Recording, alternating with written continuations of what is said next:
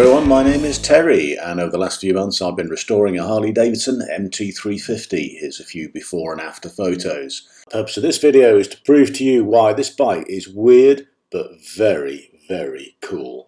There'll be lots of riding clips, and I hope to tell you something about the bike you might not have known before, and hopefully a little bit of a guide as well if you're thinking of buying one, what to expect. But what even is it? Well, you can see from this it's a British Army dispatch rider bike, 350cc, single cylinder, 4-stroke, 30 brake horsepower. In the late 70s there was a company called SWM in Italy, and it made off-road motorcycles. From 1977 onwards they bought engines from Rotax of Austria. In 1984 SWM went bust, but the rights to the engines were bought by the British firm Armstrong. They stuck the 500cc engine into their own frame and called it the MT500, and they sold it to the British, Canadian and Jordanian armies. They made 3,500. They were quite good bikes, but they were an absolute bastard to start.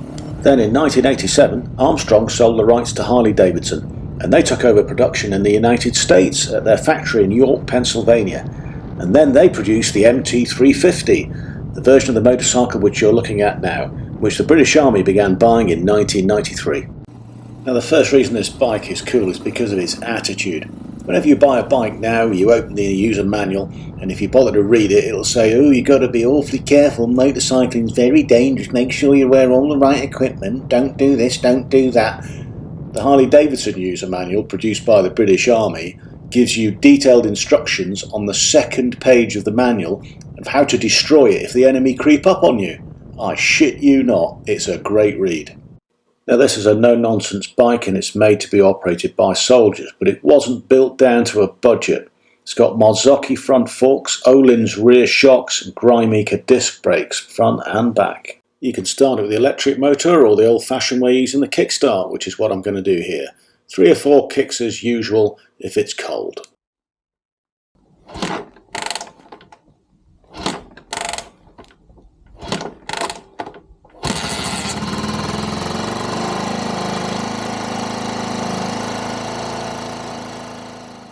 The ignition circuit on the bike is completely separate from everything else, so you don't even need a battery. If the battery's flat, just kickstart, get going, and you'll be fine.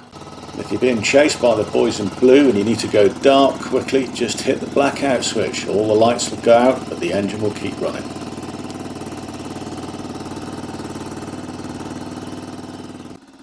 The fuel cap just screws down and then ratchets when it won't go any further. And the filler neck is absolutely massive, and this is so that you can fill it up with a jerry can. And a good thing if you're a civvy, it means if you're doing it from a fuel tank, you won't need a spout.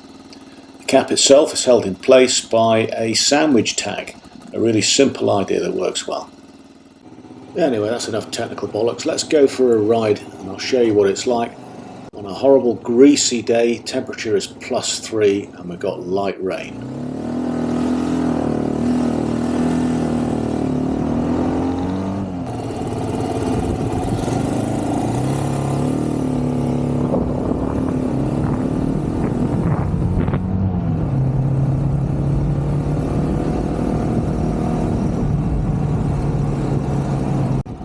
First thing you'll notice when you ride it is the bike only weighs 160 kilos, so she's quite sprightly, and the first gear is very short. You'll want to get out of that quickly, and the bike likes to rev.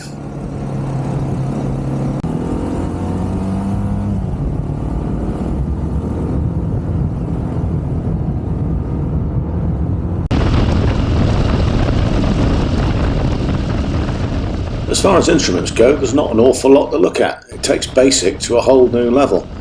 If you look at the key, well, that's an oddity all on its own. There was only ever one kind of key made, that was stipulated by the MOD. So if you've got a key to an MT350, you've got a key to all MT350s. The round gauge on the right is a speedo. You've got no indication of RPM at all. The speedo's in miles per hour, but rather oddly, the odometer's in kilometres. To the top left of the key, you'll see a little black strip with some small circles in it. Those are the idiot lights. They've got left and right indicator, high beam, neutral, and low oil light. And that's it. That's the lot. That's all there is to look at.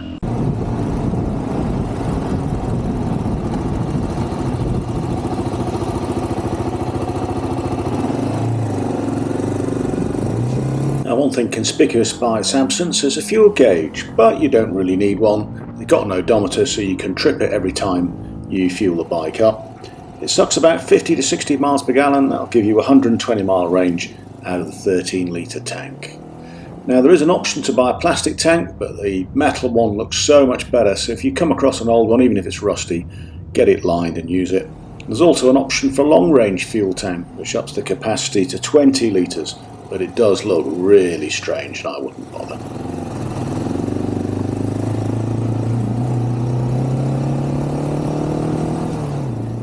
Now the MT makes a reasonably good road bike. Its size gives it a certain amount of presence, and the handlebar protectors mean you don't have to worry about your vehicle being scratched if you end up filtering somewhere too tight. But where it really comes into its own is on the green lanes, or in my case on this particular day, the brown and muddy lanes. So let's give it a bit of welly down one of these and see how it does.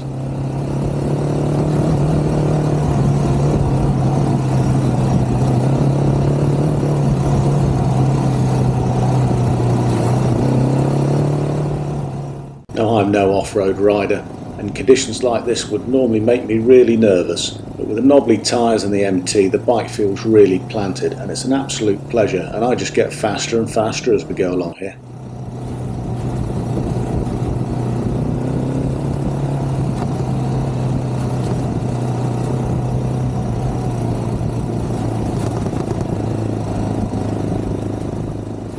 And this really is where the bike comes into its own. It's a great winter commuter, and if part of that involves a bit of green laning or green laning for fun, well, fantastic. This is the bike that you need.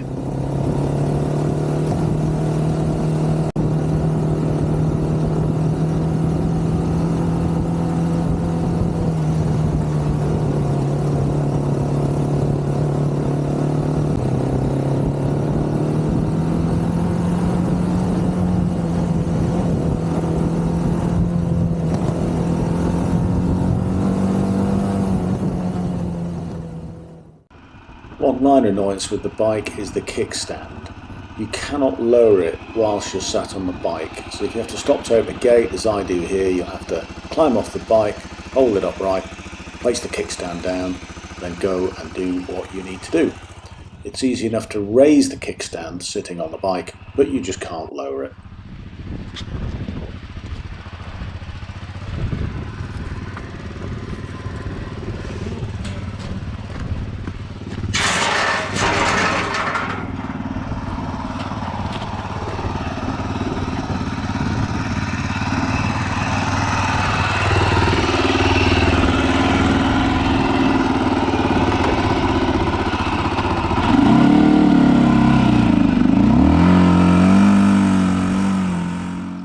And yes, I did go back and close the gate after me.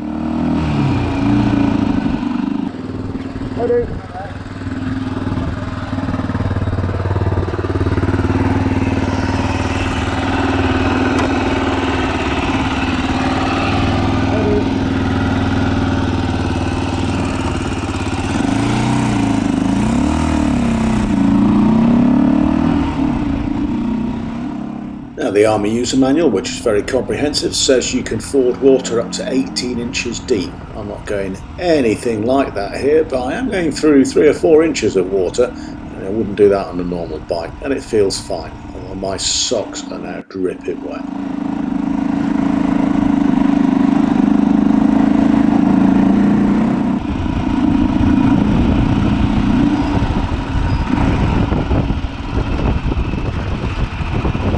Okay, time to pull over. Let's have a quick talk about aesthetics. Now, with the exception of the instrument cluster, which is bone ugly, the bike, I think, is pretty good looking. It's purposeful without being ugly. It's got a nice little tool box as well on the back of the bike at the right, just big enough to carry the essentials that you need. But there is, of course, a way of making it ugly, and plenty of people do.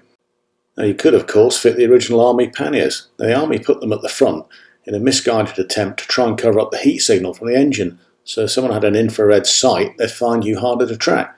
But unless you are being stalked by someone with an IR sight and a long range rifle, I wouldn't bother.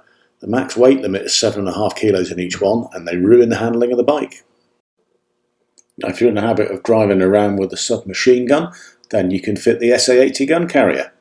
But if you do that, you're no friend of mine, you're not coming to the pub with me, and you ain't babysitting my kids.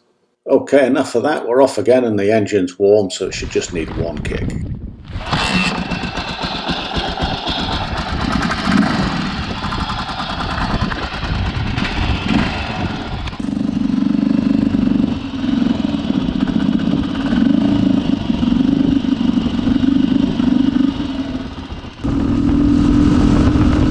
Well, if you stuck with the video this far, jolly well done, and it probably means you're interested in the bike and would like to know a little bit about maintenance. So without getting too boring, I'll take you home and I'll tell you a couple of things that I've learned along the way. Changing the spark plug's ever so easy and takes about 2 minutes. You'll need to spend a tenner on buying a box wrench because you'll never get a socket in the gap, it's too narrow. Now, with most modern motorbikes, if you wanted to check the valve clearances, you'd have to be a very confident mechanic, and if you took it to a professional, you would pay upwards of 200 quid to get this done. But you can tackle this on an MT350 with confidence, so long as you've got a couple of tools and two eyes. All you need to do is undo the valve caps, having first removed the fuel tank, and then just use the Kickstarter to get the rocker arms to the top of their travel. I'm going to do the exhaust ones first. They're the ones at the front to the left of the bike there. And then get a feeler gauge and go in and feel the size of the gap. And if the gap needs adjusting, then you've just got a nut on top to adjust it and then to tighten it. It's as simple as that. The whole process takes about 30 minutes and there isn't really any way you can get it wrong. Checking the timing belt's fairly straightforward. Most owners will carry a spare. So we start by taking off the timing cover. First thing I do is I twist the belt. Now, if you can twist it about a quarter of a turn, it's about the right tension. And I'm looking at the fit of it and making sure that nothing's loose and that it meshes with the cogs. Now I'm just moving the kickstart to line up the timing marks. You can see the one on the big wheel at the top, that's in the 11 o'clock. There's a corresponding one on the bottom one where I've got my right finger. And once you've got those perfectly lined up by eye as best you can do it, then use a straight edge to see if they actually line up. I'm just using a steel tape measure here, which is pretty straight if you hold it taut, and making sure that everything lines up. Now, if anything goes wrong with this, if it isn't quite lined up, or if the belt snaps, the good news is that the valves do not interfere with the piston, so you shouldn't do catastrophic damage. But this looks really good. Now, the one thing that isn't straightforward about the bike and could be much easier is changing the oil, and that's because it's a dry sump system. Most of the oil is stored in the crossbar at the top underneath the fuel tank, and it gets drawn down when it's needed. And because of this design, it means you need to go into the bike at about 4 different points in order to check strainers and filters and drain the oil to get it out. Now, this isn't a tutorial. I don't want to send you to sleep with this, but this is just to show you that this is not a 10-minute job. This takes about 2 hours if you want to do it properly. If you watch my Resto series, there's a full episode about this, episode 2, to show you how to do it properly. But just a warning, changing the oil in this bike, not a quick job. So there it is, the Harley Davidson MT350, a weird bike, but very cool in my view. This one is not for sale, it's already been sold, I'm afraid, if you want to pick one up. Anywhere between about 3,000 to 6,000 for a nice one.